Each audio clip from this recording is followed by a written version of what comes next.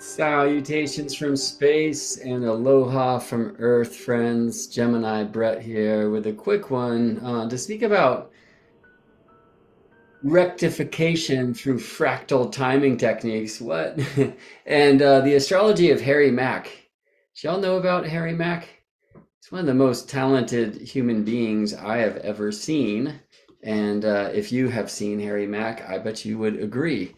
An amazing freestyle rapper, perhaps the most amazing, who I first saw through his Omegle Bars work, where he goes on Omegle. I hadn't heard about that place until I heard about Harry Mack, actually. It's a place to kind of link up with random people around the world and just drop in on like video chat and say hello and maybe share talents and whatnot. And so what Harry does at his Omegle Bars project is goes to that site and just kind of links up with random people and asks them to give him a few words to feed a freestyle, and then he just rips like amazingly. If you haven't seen Harry Mack yet, get away from this and go watch some Harry Mack videos, and then come on back. This will be at my channel at Gemini Brett. Let me show you Harry Mack's channel.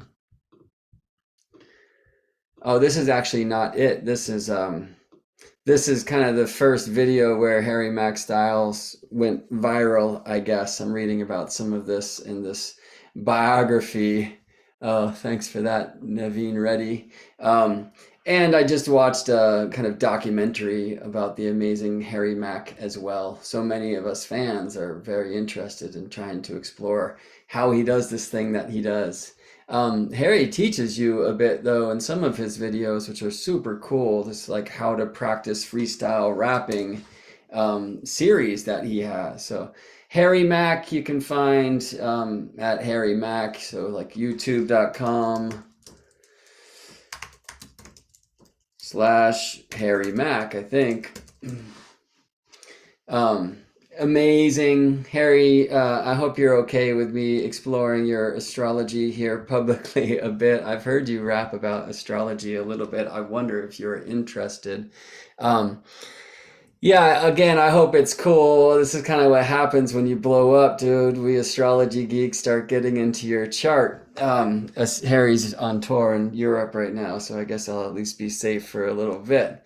Um, we don't have a birth time for Harry Mack. I mean, some surely do, and I wonder if Harry Mack has pursued his astrology beyond the idea of being a quote unquote Aquarius, right? The sun was hosted by the tropical sign of Aquarius at the time of Harry Mack's birth, which was sometime on February 17th, 1990.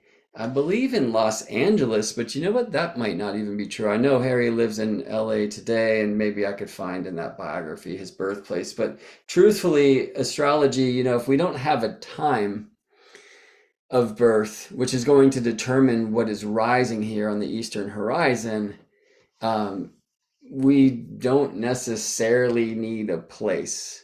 Granted, what one place calls February 17th, another on the other side of the date line would call February 18th and that, right? But in general, when I don't have a time, one thing I'll do is maybe just cast a 12 p.m. chart. And the reason why is I'm going to get like the average placement for the moon, for example. 12 a.m. She would have been, about 7 degrees earlier than this, and 11:59 p.m. about 7 degrees later than that, more like 6.5. But for Harry Mack, the moon was actually moving quite slowly, and we can see that because the moon is near Lilith, which is the lunar apogee, or at least directs our heart towards the lunar apogee where the moon is furthest away. It might be kind of surprising to think of slow moon for Harry Mack because he's so fast. And indeed, we're going to find Mercury was moving quickly when Harry Mack was born, moving at 1.5 degrees per day.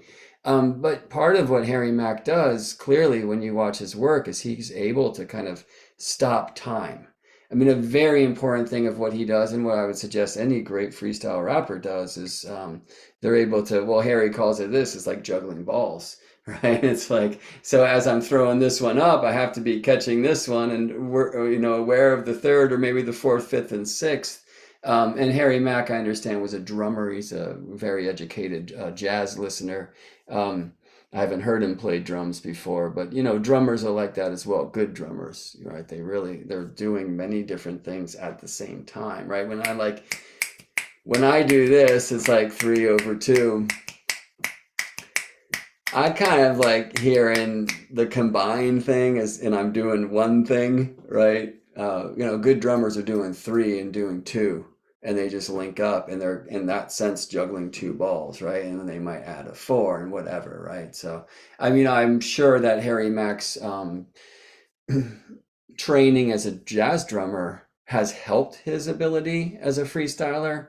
But from what I'm reading, what I'm hearing, it sounds like freestyle kind of was his first calling towards music anyway. All right, so one thing I want to speak about here today is what do we do when we don't have a birth time? And as astrologers, right? And there's plenty that we can do, right? Like this comes up for me as a counseling astrologer. Somebody wants to explore their current timings, their birth chart, the map of the soul, as we like to say, and they don't know what time they were born. Well, one is I can work with a timeless chart. I work with it in a different way than I do with a time chart. And there's many different approaches. One, we might look again at like 12 p.m. just to get the medium placement of all of these planets in the signs. Like, look at the sun at 28:53 Aquarius here at 12 p.m. If we go to 12 a.m., we're going to find the sun at 28:23. Okay, so it moves half a degree in those 12 hours. If I go to 12 a.m. the next day, we're going to find the sun around 29:23, right? 29:24. And so that 12 p.m. time, again, it just kind of gives us like the medium or the average place of each of the planets during the course of the day, since in our weird way, we begin days in the middle of the night. Okay. So that's one thing you can do, right? Another image is for those of us astrologers who work with the houses, right, which are determined by the ascendant. If we don't have the ascendant, I'll use the Jyotish or Indian term, which is like the Lagna, right? Well, we might create one by looking at, for example, a Surya Lagna chart. So what that does is it takes the sun, Surya, and places the sun as the ascendant. And then typically we'll cast equal sign houses from there. So this Astrology Gold software will let me do a sun on the first house system. I would take that MC and ascendant degree away because I don't know the angles if I don't know the time. And right, what it does is it's just carving equal sign houses from there. Okay, now if I change this by hours, it's going to change the degree of the sun and all the planets, right? But this sun on the first house system, even though this isn't sunrise at this particular time of day, it's 10 a.m., okay? And here's 12 p.m. And typically when you see the sun here at the ascendant, the rising sign, that means the sun is rising, but not in this house system, which kind of isn't a house system. It's just putting the sun on the first and then drawing houses from there. That's hence the Surya Lagna, the sun as the ascendant. And you can do a Chandra Lagna. You can put the moon at the ascendant, right? In fact, that's a practice that is more utilized in Eastern astrology traditions, so-called Eastern astrology traditions, than a Surya Lagna or a sun ascendant chart. So that's a thing you can do.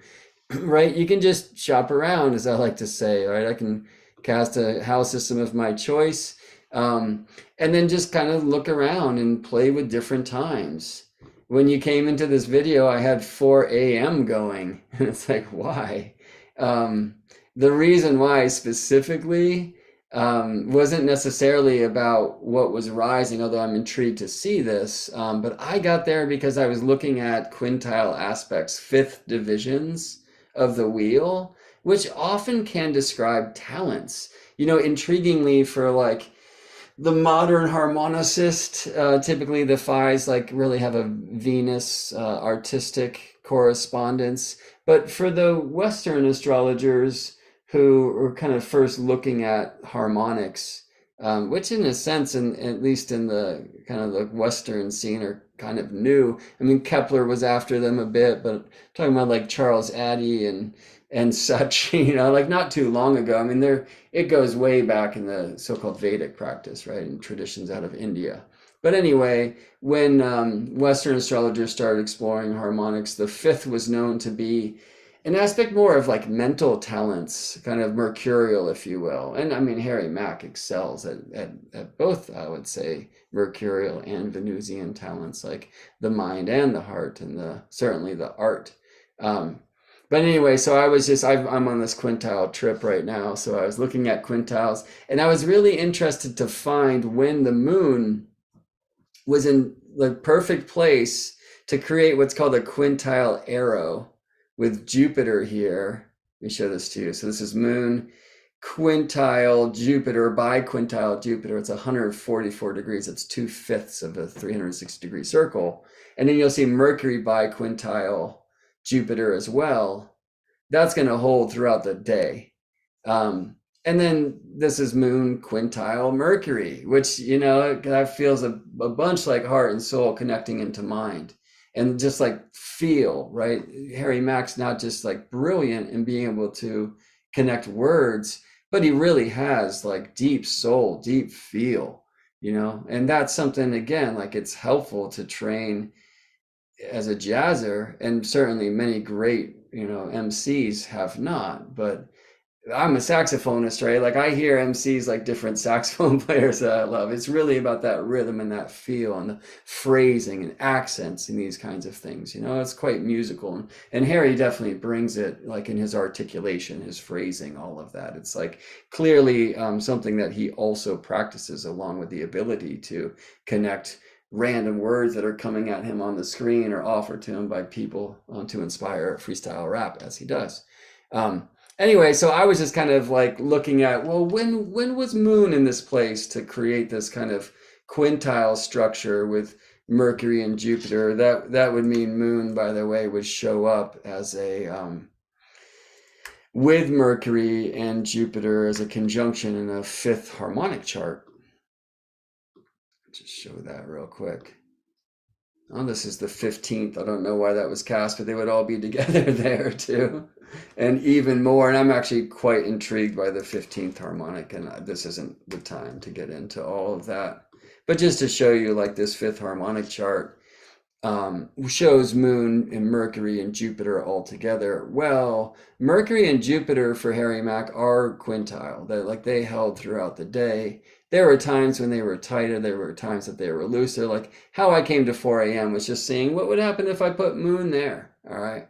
And one thing that happens, at least in LA, and this is me pausing the screen to go to this biography and see if it lists Harry's birthplace on it, because that would be quite helpful as I'm playing with different times. I'm currently looking at LA. Oh, he's born in Portland, Oregon. All right, so let me adjust that first.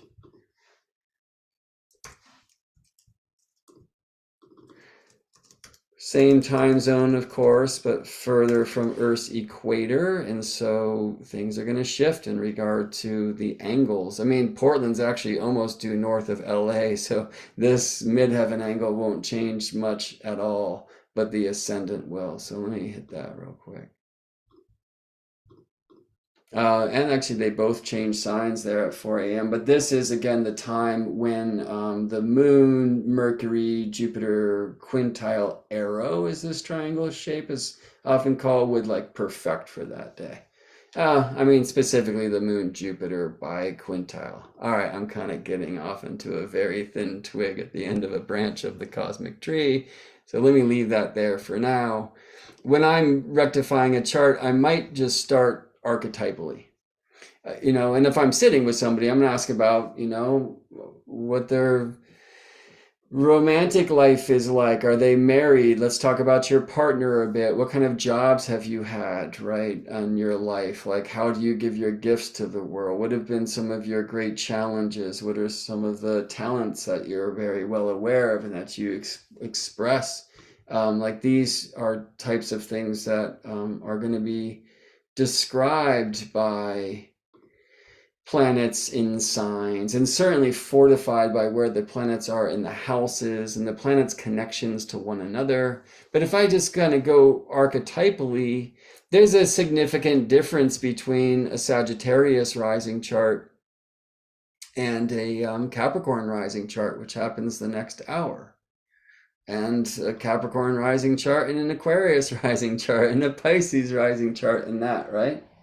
Moon changes signs on average like every 2.3 days.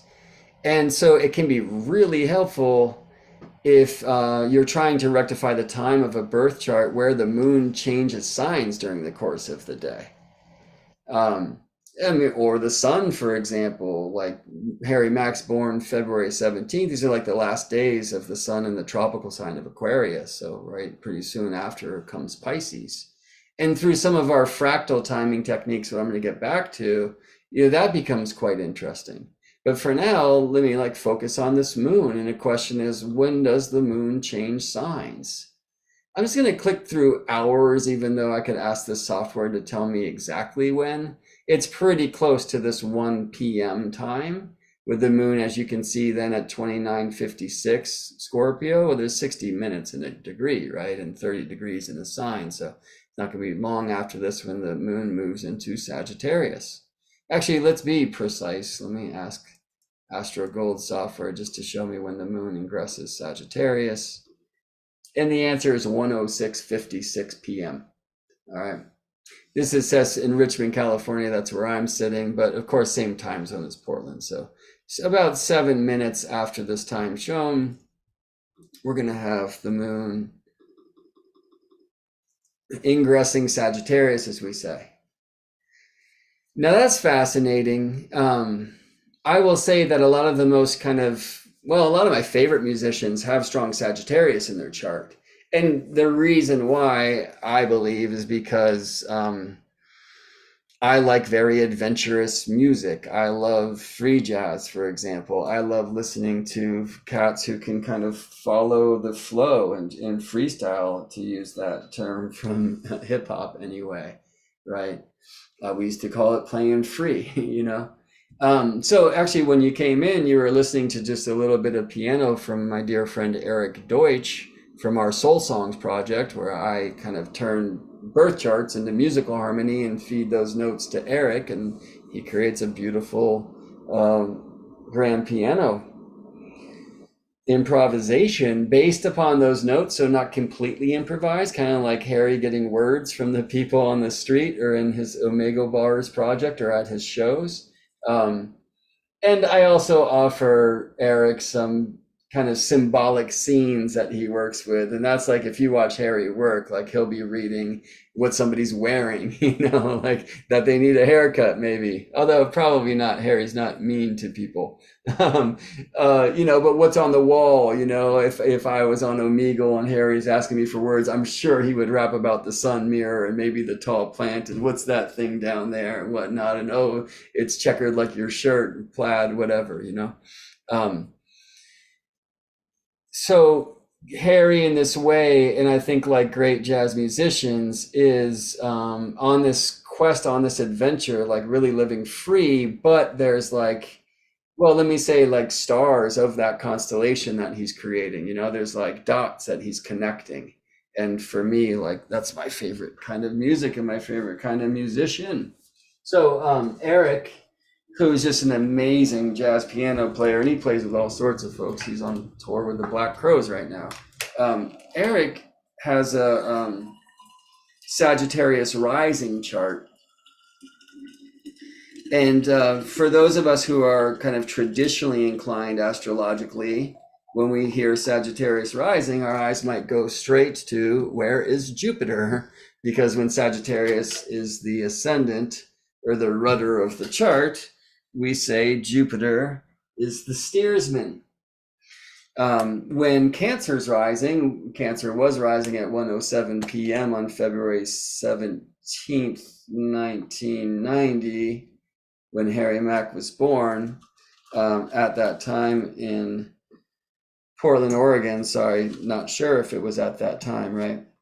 Um, when Cancer is rising, we say Moon is the steersman of the chart, or the lady of the hour marker, the lord of the horoscope, because the horoscope is the ascendant, and Cancer is said to be Moon's realm. And I'm quite intrigued by a Cancer rising chart for Harry, in fact, because once the Moon gets into Sagittarius, from the astrological view, depending on how you pet the cosmic cat, now the Moon is in mutual reception with Jupiter. Sagittarius is said to be Jupiter's place, Cancer is the Moon's place, so they're kind of on this foreign exchange program, and it's going to like merge these signs that traditionally Cancer and Sagittarius are said to be blind to one another, and kind of connect houses that typically can't see one another, which is said of the first and the sixth. And I'm intrigued by that because Harry Mack is doing, like, he's connecting, from my experience or my witness of him, like he's doing invisible shit. Like he's doing magic tricks, he's seeing things that most of us cannot. And sometimes that's actually expressed not only through blind spots like the quincunx aspect or lack of aspect according to the tradition, but through things like mutual receptions, especially when a mutual reception like this connects places that typically are not connected. So that's one reason why I kind of like the image of Cancer rising for Harry Mack. He's also has a really strong Jupiter. Jupiter is said to be an honored guest here in the sign of Cancer. Jupiter's right at a world point. Literally, Earth's northern axis leans towards that point called 0 degrees tropical Cancer, and every moment forever. That's the truth of the tropical zodiac. It is a directional device. The cusp of the cardinal signs and the tropical zodiac are literally aligned to Earth's cardinal directions. So having Jupiter there, which was true all day, it's a big deal. And having Jupiter retrograde means Earth is passing Jupiter by. That's just about to complete, by the way. Jupiter is super slow at the time of Harry's birth because he's stationing, he's stopping to station direct. How do I know? Jupiter stations when the sun is on the trine.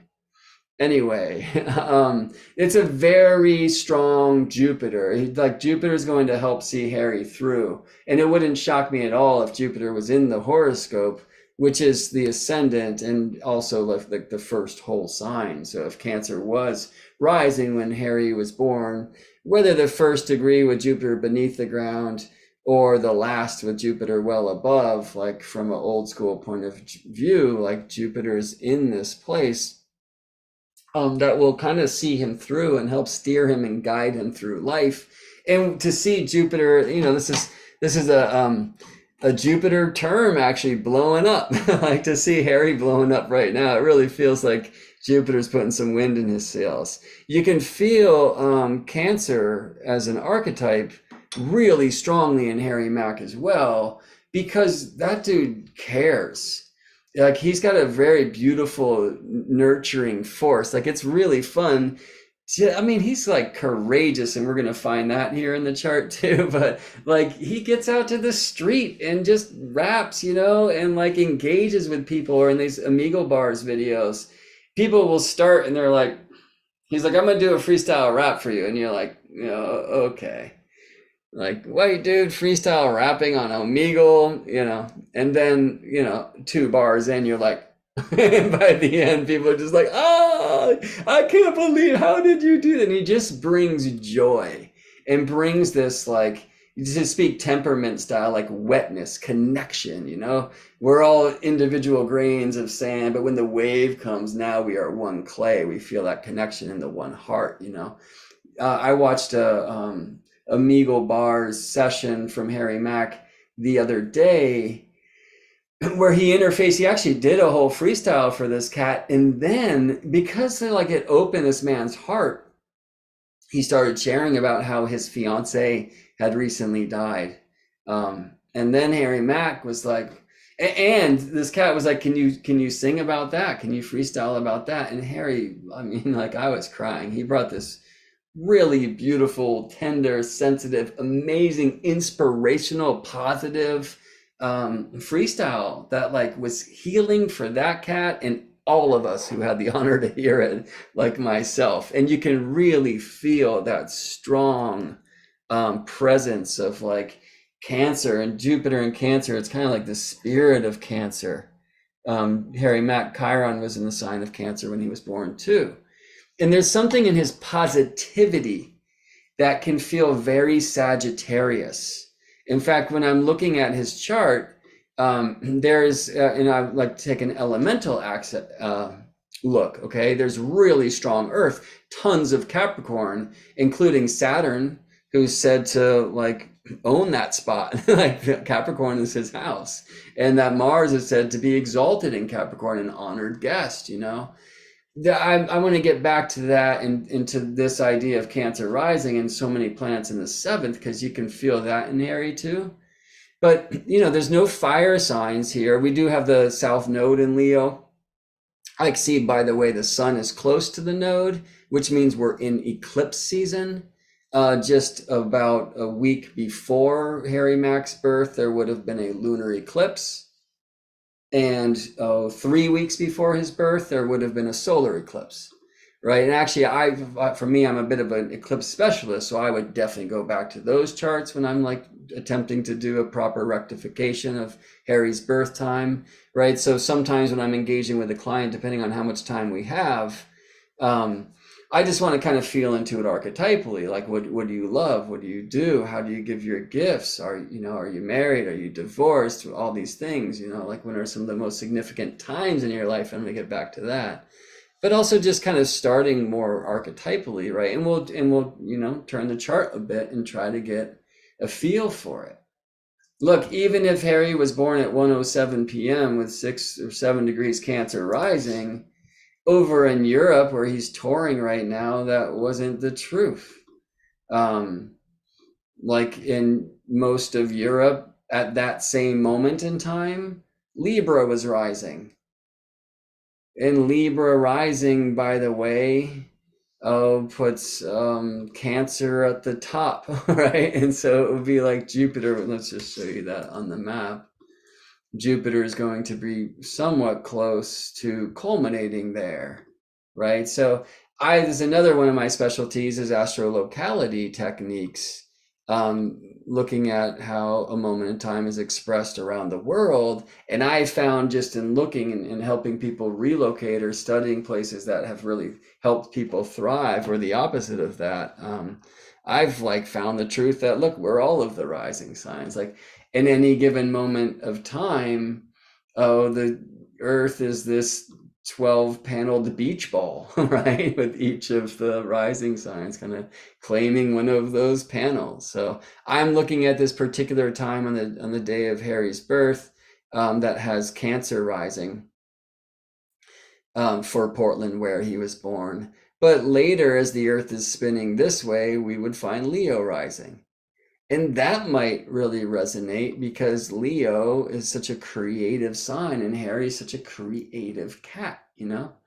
So many astrology paradigms of modern times are very focused on the lunar nodes, and they might glean just like enough fire from the south node in the tropical sign of Leo. But yeah, I feel like some of that positivity and optimism that I really hear pouring out of Harry, I can feel like that Sagittarius moon. And again, moon didn't get into the sign of Sagittarius until 1:07 p.m. So I might lean that way. However, I could go back in time here and we're going to see a Scorpio moon. And Harry often really kind of deeply connects with people who are courageously sharing that they're maybe in a difficult time or a time of depression. He's so positive and encouraging and optimistic, but some of that is because he's like beautifully courageous enough to share this. Like, I've been through that, you know, like I've had depression or whatever. And you can hear like the kind of experience and the beauty and the optimism that he offers, or like, let's take it one step at a time, whatever he's saying, that, you know, it's sourced from somewhere. Now, all my students have heard me say way too many times, it's hard to get a clean experiment in astrology. Like, he's got Pluto in Scorpio. Okay, well, so did like kind of a mini generation of people, because Pluto moves so slowly. But Harry has a really strong connection to Pluto, and it all day long. Why? Pluto is squaring the lunar nodes. I mean, to a lesser extent, Mercury is applying to square Pluto. It's going to be a bit. In fact, Mercury is on a binovile with Pluto. If y'all get into other divisions of the chart, that's 80 degrees or 2/9 of the circle, which is a deep kind of ensouled essence. He has a really strong sextile between Mars, Saturn, and Venus in Pluto. I might say especially Mars, because Mars is applying to sextile Pluto. Like Pluto's involved here, right? For me, these planets we can't see with our eyes are going to express themselves through us more visibly through their connection with visible planets. So, I mean, I could go way back in time here and get that moon pretty close to Pluto's side. But, at some point I'm rewinding to February 16th, and that's not what we read about Harry's birth date. Um, Now, there's another thing to say, and it depends on the version of the tradition that you ask, or kind of when you ask astrology through time. But, some will say that the moon went void of course as soon as she perfects her last aspect in the particular sign. On this day, it's pretty late in the moon's swim through the waters of Scorpio because the sun is in such a late degree. So moon squares the Aquarius sun here at 10:48 a.m.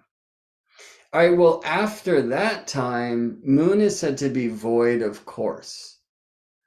Now, void of course, some say, and I've found it true for me, means you're going to find your calling later in life. I don't think that's happening for Harry, but I'm getting older, and so 1990 feels younger and younger to me, whatever. But Harry's really making it happen here. We're in the year of 2023. He's 33 years old, which, by the way, is called a 10th house annual profection. It's a powerful year for Mercury. It's a very powerful year for our angles. It's what I call an Earth return. Few know about that great mystery of cosmic timing, but it's amazing to see him out rocking it on like a European tour right now. Like, it totally makes sense to be in a very kind of power and empowered space in a 10th house year. And so that, by the way, is me speaking the language of ancient timing technique called annual profections of the ascendant. And it's one of the timing techniques that will help me kind of get an idea for a birth time based upon significant events in life, like a first European tour as a professional rapper. I don't know why I said that like that. Anyway, so yeah, I mean, some might feel when they experience Harry spinning that like he definitely doesn't have a void moon, because sometimes when the moon goes void, it might feel like it's hard to connect the dots, and that's what he does. Now, again, the moon was void for a very short portion of this day. Here's 11:07 a.m. and she's already perfected her square to the sun. It's the last aspect she'll make in the sign of Scorpio that day. So from the modern astrological thought, she will then be void until like 1:07 p.m., a couple hours later, when the moon ingresses Sagittarius and starts a whole new thing. Now, when she does, she's next going to visit Mercury. And there's something to that, because for me, when I like the language of astrology that speaks to me and through me, like Harry has a really strong moon Mercury connection. I don't like to describe it this way, but for the sake of time, it can be heart and mind, or maybe more like right brain, left brain. And he's living in that place where those two beings, like, I would say they're like beautifully separated, but can communicate with each other very rapidly. And yeah, that makes me wonder. I mean, I did love that 4 a.m. time with the moon in the quintile era. What a weird place for me to start here. That's actually just where I ended up when I was playing with Harry's chart early this morning, because I couldn't not. Um, But this moon sextile with Mercury, I'm going to see when that perfected actually. Moon sextile Mercury. I'm guessing it's on the 18th.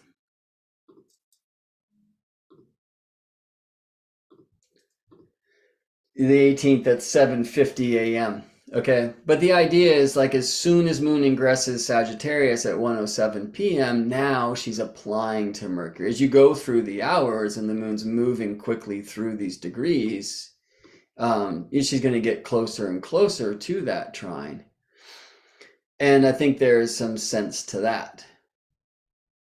But let me rewind because I promised I would speak about this idea of like a packed seventh house.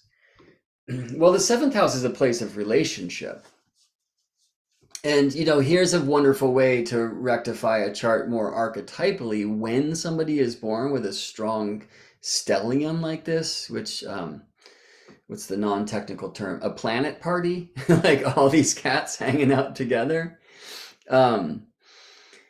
is, well, what if that's in the fifth house of passion and romance and creativity? Like, oh, that would make sense. If I have a Virgo rising, then Mercury is said to be the steersman, which makes sense for Harry too. And then a packed fifth house of like art and craft and creativity and like poetry exists there. Music kind of exists there, So I wouldn't sleep on the potential of a Virgo rising chart for Harry just to get that really strong, like kind of packed fifth house. Now, a lot of this will depend upon house system, and I'm not going there right now.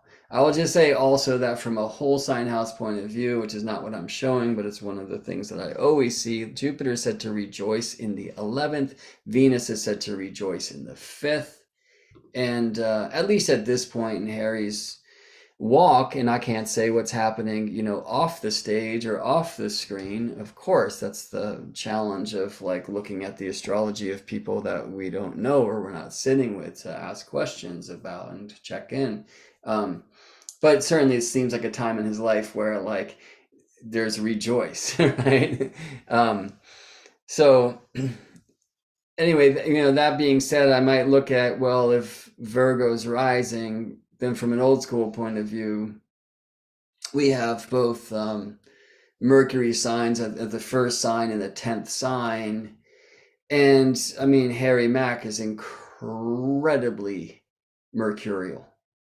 That Aquarius nature of Mercury is maybe better demonstrated by Harry Mack than anyone ever.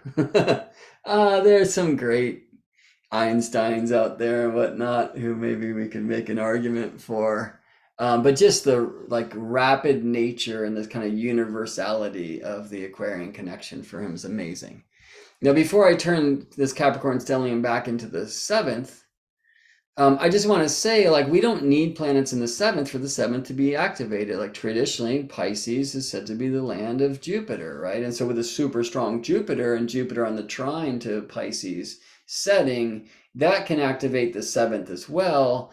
I could see really strong 6th because Harry's, to use a modern or maybe not modern enough term, has been on the grind. As we say, in the woodshed. He's like been out working it, practicing. Like it is so clear how much he works his craft, And then we get Mercury in the 7th, the Sun in the 7th whole sign. Not so sure about that one for reasons I actually don't want to get into right now, but would actually be checking in with Harry about if we were having a private conversation. And Harry, if you're hearing this, reach out. I would definitely love to explore your astrology with you if you are interested. All right. Why a packed 7th house? Well, Harry is all about relationship. Now, I don't know what his like personal relationship story is and that kind of thing, but when he's freestyling, I'm sure all day long he could just kind of walk in the woods and rap, but I bet you he's rapping about the squirrel that he sees in the redwood tree and how fat that redwood is. And oh my God, that one's black because it was struck by lightning. Whatever is happening, like you really see him interacting with the world, but very much with a person. Even when he's with 5 people, which you get to see all sorts of videos like this, right? He's with that person and then that person and that person. He's with all of them, but he's with them individually. He's looking at, again, like tall plant or like star mirror on the wall, or what's that thing? It's an astrolabe, and then he'll just start rapping about that. You know what I'm saying? I see you got the crystal lamp, whatever. Like all these things come through, like the way that he's engaging with something outside of himself to bring it into himself, to bring out of him in art is amazing.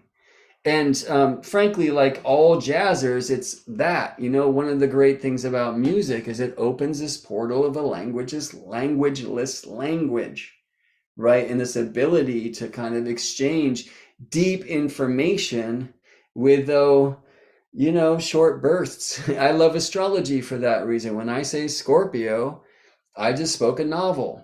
I just spoke a library. When I say Scorpio moon, that's like a whole thing.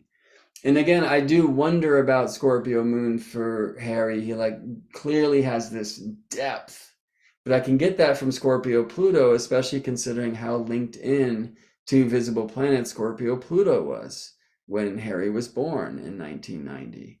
And again, I love this idea of a Sagittarius moon for him because of this optimism that he clearly shows in this kind of seeking nature and that just kind of creative flow. But I might get that from an exalted Jupiter. Again, it is hard to get a clean experiment in astrology.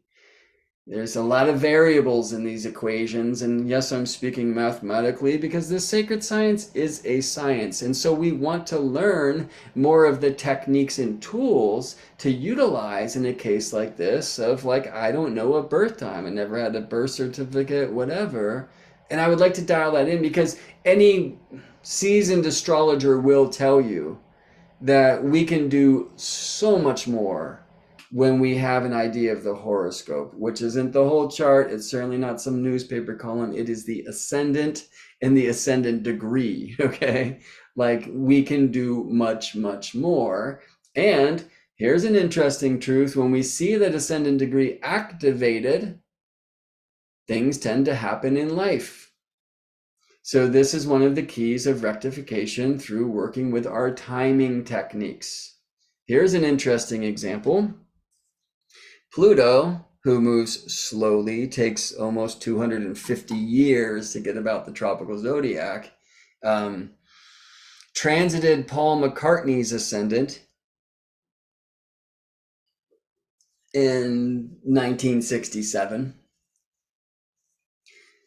Some might look at that actually with the ascendant representing life force and journey and path. And Pluto being, very powerful agent of change. In fact, around that time, the Beatles broke up and he went on to his next gig, with Wings and whatnot. Well, a lot of solo records in between, yeah. Anyway, some might see Pluto transiting the ascendant as one of the potential death portals. I really want to say one of potential and not I wouldn't predict that personally, okay? So if you have that transit happening right now, you early degree Aquarius rising sign people, please don't hear me suggesting that this means that your life is in danger, okay? But some astrologers might go there. And interestingly, what happened when Paul McCartney had Pluto transiting his ascendant is there was a call to a Michigan radio station saying that Paul had died and saying that the Beatles had put all of these clues into their music and their artwork, and that if you listen to the numbers and the songs in the right direction and in the right way, then you're going to learn how to read these clues that tell us that Paul McCartney had died sometime in 65 in a car accident while they were recording Peppers and had been replaced by an imposter. And if you haven't heard that, as I hadn't until 2009, go check out Paul is Dead. It's an amazing trip. I was shocked that I had never heard that because I had been with the Beatles so long before that finally came to me at that age of, 34 or something. And I was shocked. And it really has sparked my whole awakening into becoming this mad scientist being in the first place. Before then, I was a musician. Anyway, so what an amazing trip that when Paul McCartney had Pluto transiting his ascendant, It was said that he died. There's whole legend was birthed, and by the way, they sold a whole bunch of records as a result. Why am I there right now? Well, one thing, I'm using Paul's chart actually as an example, and that activation of his natal chart as an example for a coming course of astrology's fractal timing techniques. By the way, not all of them, but some very powerful techniques, progressions. And I'll be focusing on major progressions, which you may know as secondary progressions, but I'll also be speaking about minor and tertiary progressions and going converse as well as forward with a bunch of these techniques. So profections, solar arc directions will actually fall under that category, but annual, monthly, and even daily and kind of continuous versus distributed profections, etc. And then directing your chart, in this case, not solar arc directions, which is what the modern astrologer hears when they see directing, but the old school, the old master technique, primary directions, right? And these are all techniques that I would personally utilize to help me find Harry Mack's birth time, and maybe we'll do that in this class. It would, of course, be, I don't know, more telling to work with somebody who's there and that we can receive some feedback from and ask some questions of, right? So if just to kind of close down with Harry's chart for now, sorry to turn this into like a different stream, because I would love to explore like all of these planets and what they speak, even without signs. Like I want to see strong seventh house for Harry Mack. Again, you don't need to have planets in the seventh for the seventh to be strong. I know that sounds weird, but it is true. All right. But he's very engaged with the other in the way that he does his work. Having a Pisces midheaven, but an Aries 10th whole sign certainly could work for me, because we see Jupiter, the kind of guide of the Pisces mysteries, at least from the old school point of view. And I kind of live there, though I love seeing Neptune on the sextile too, because there's flow. All right. But that's an exalted Jupiter. This is an exalted Mars who guides the sign of Aries, the 10th sign of career, along with the midheaven. And certainly, like Harry's career isn't going down. Like it's going to go up and up and up and up. And so seeing kind of exalted guides at the 10th, here's a good example. Like you could have a chart like this with no planets in the 10th house, but really be known for what you do and like kind of define your path through what I call your purpose, or the way you give your gifts or serve, your fellow earthlings and plug into this planet, right? So why strong seventh? Again, because he's very engaged with the other. And, here's another interesting thing, like the Scorpio moon could speak for some of what I've heard from Harry, saying that he's had, he's been through it some, well, so can an 8th house sun in the sign of its exile. So again, it's hard to get a clean experiment in astrology, but typically when I rectify a chart, I'm going to start with things like that. But then I'm certainly going to go to things like this. And transits are one thing, like when Paul McCartney had Pluto transiting his ascendant, for example, or I've recently been tripping on my grandfathers, like who on Memorial Day, I was like, what's up with my granddad? He was in the Navy. Like, what was that about? And I just like traced the internet to find that in the very first battle that my grandfather was in near the Solomon Islands on a Navy destroyer in World War II, it was a lunar eclipse, like right on his Uranus, right? Transits are amazing. They're really known astrological technique because they work, and they work in real time. But when we get these fractal time concepts down, it's like the dream within the dream within the dream. I just watched Inception last night to kind of trip on this and look for quotes, actually.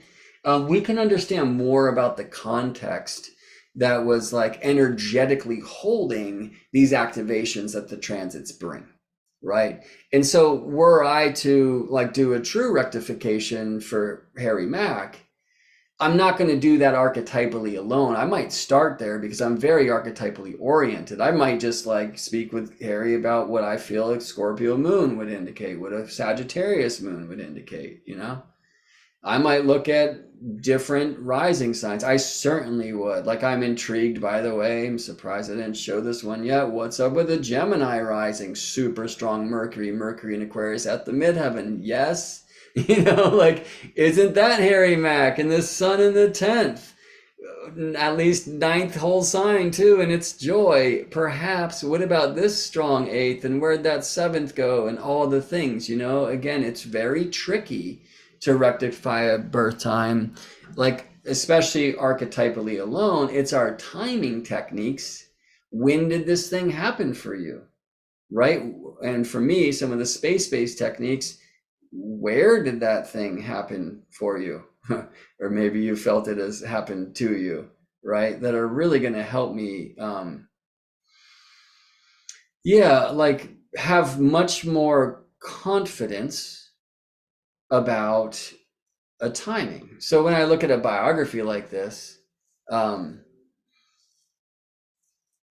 I guess maybe this comes from Wikipedia, and I mean, I would certainly much rather receive an autobiography, right? But I could just say, okay, wait a second, like started playing violin at 7.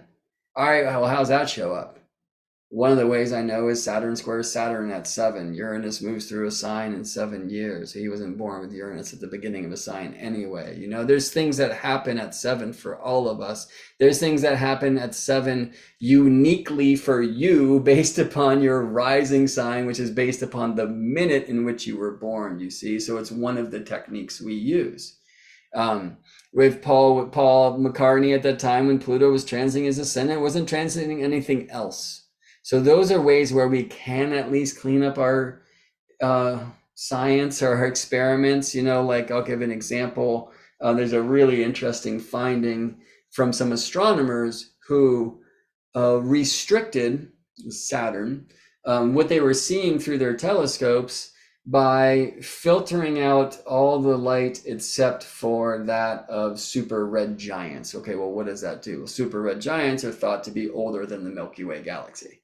So they took out everything in our local city and they're looking beyond, and they found this amazing thing. Okay. So when we have the opportunity of looking at a planet that's transiting, for example, or profecting or progressing to or directing to or whatever, like an ascendant degree without doing anything else, that offers like pretty good rectification data.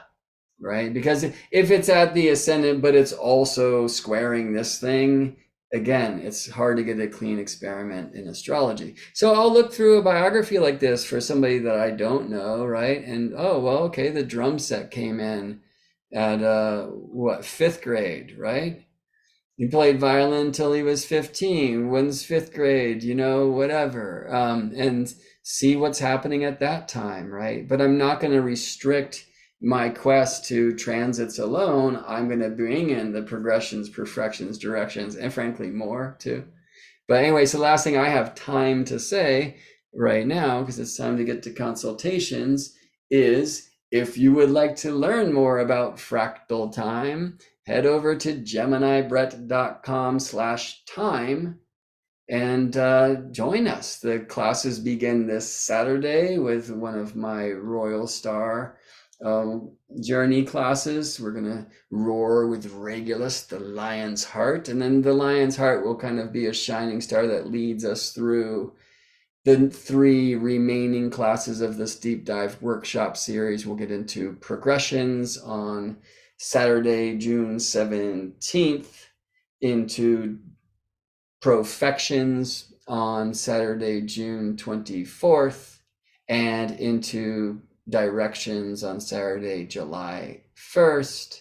It all kicks off this Saturday, June 10th. Study groups on Wednesdays for the most parts. GeminiBrett.com/time. Learn all about that. I'd love to see you there. 4 deep dive classes. For right now, you can get those for $88. That's like crazy cheap, y'all, for the things that we're going to do. And I hope you'll come and spend some time at the Earth Astrology School. Harry, I'm sorry to get all markety during a journey that began with your chart. If you are listening to this, could I trade you a reading? I don't know if you're interested at all, but I would certainly love to look into your astrology with you. and learn more, as I always do when I connect with people and hear their story and see their charts, like learn more astrology by seeing how these beautiful celestial geometries can express themselves through talented human beings like Harry Mack. All right, y'all. Hope you had some fun here today. I will see you in space. I hope to see you Saturday.